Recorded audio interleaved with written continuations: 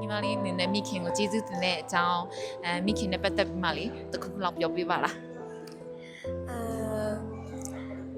အမေတော့ကျေးဇူးတင်တယ်ပေါ့နော်အခုလိုမျိုး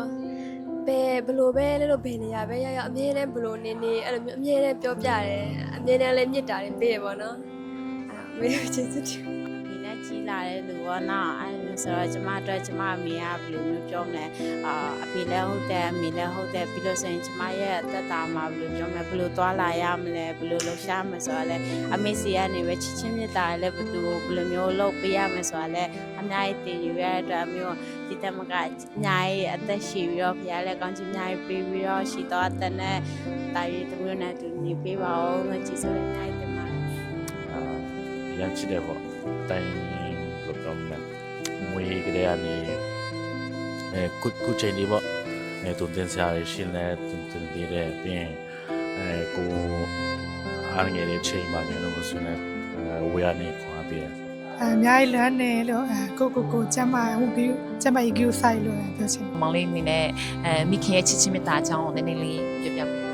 နည်းနည်းလေးပဲလားရတယ်အများကြီးလည်းရတယ်9လလေး10လဖွားပေါ့နော်ဆိုကြရကျွန်တော်တို့ဖွားကြရမိခင်ကကျွန်တော်တို့တက်ဒီပါတာကျွန်တော်တို့အများကြီးလုပ်ပေးတာဖြစ်တယ်အမေကိုလည်းအရန်ချစ်ပါတယ်အရန်လွမ်းပါတယ်လို့ပြောချင်ပါကျွန်တော်ဆိုရင်တော့ကျွန်တော်မေကကျွန်တော်တက်တူတီတော့ပေါ့နော်ငယ်ငယ်ကလေးကဘာကြီးဖျားတရားနဲ့တမတရားနဲ့လမ်းပြပေးတဲ့အတွက်အဲ့ဒီအတွက်အဓိကကျေးဇူးတင်တယ်လို့ဝိညာဉ်ရေးမှာပို့ဆောင်ပေးတယ်ပေါ့ညတမီဖြားတဲ့ချိန်တွေမှာပေါ့နော်အစာတွေဘာတွေညာတွေမစားနိုင်တဲ့ချိန်မှာအမြဲတမ်းပေးရနေအမြဲတမ်းအိပ်ရေးပြက်ခံပြီးတော့အမြဲတမ်းပြုစုပေးတဲ့ချိန်တွေကိုအရင်မဲ့ကျေးဇူးတင်ပါတယ်လို့ညီမဘွားမှာတော့မိခင်ကအရင်ချစ်တာပေါ့နော်အရင်မြည်ပါတယ်အမေလို့ခေါ်တိုင်းအခါခါနဲ့အေးမြတယ်အခါခါနဲ့နှွေးထွေးမှုခံစားရတယ်ကျွန်တော်အနေနဲ့မတရားဖြစ်ဆုံးကတော့မိခင်နဲ့ကကျွန်တော်ကအဲ့လောက်ကြီးစကားမပြောဖြစ်ဘူးပေါ့မိစဉ်စားလဲအရင်နားမထောင်ဘူးဒါပေမဲ့ကျွန်တော်ဒီကိုလာတော့မိခင်ရဲ့စကားတွေကိုတော်တော်ကြားခဲ့ရတယ်အဲ့လိုမျိုးအဲ့ဒါကတော့ကျွန်တော်တမတရားဖြစ်ဆုံးပဲဒါပေမဲ့မေရဲ့မျက်ရည်ကိုတော့မေမရဆုံးပေါ့အဲ့ဒါဟုတ်ကဲ့ကျွန်တော်မေကကျွန်တော်အတွက်အရာပါပဲကျွန်တော်ဒီထီပေါ့နော်ဒီထီရောက်အောင်လမ်းပို့ပေးတဲ့ဟုတ်ပြီအဲ့ဆိုမိခင်နဲ့တူရှိတဲ့အချိန်မှာလေတိတ်ပြီးတော့မပြောဖြစ်တဲ့စကားလုံးတွေပဲဖြစ်ဖြစ်မိခင်ကိုကြားစီခြင်းတဲ့စကားလုံးတွေဖြစ်ဖြစ်တစ်ခုလောက်ပြောပေးပါဦးရမ်းချစ်တယ်လို့ပြောပါ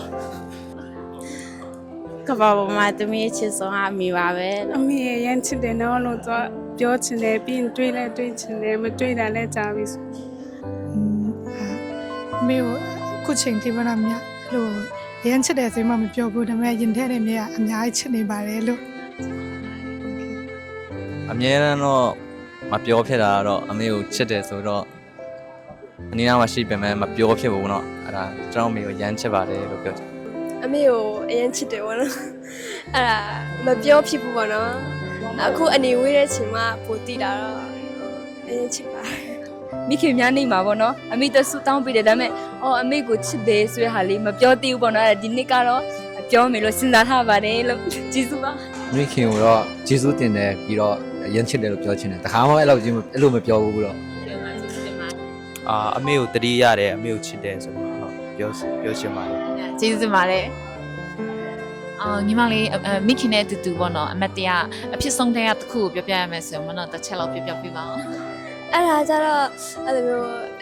အနေနီးတော့ဖြစ်ဖြစ်ရန်ကုန်မှာအလုံးလုံးတော့ဆိုရင်ရွာပြန်လေအဲ့လိုမျိုးတစ်ခါတလေရွာပြန်လို့ရှိရင်အမေနဲ့စကားကြားရင်အချားကြီးပြောတယ်မအိပ်ပဲအဲ့လိုမျိုးပြောတဲ့အချိန်ဆိုအမတ်တရားဖြစ်တယ်ပေါ့သူနဲ့အမတ်တရားဆိုရင်အများကြီးပဲ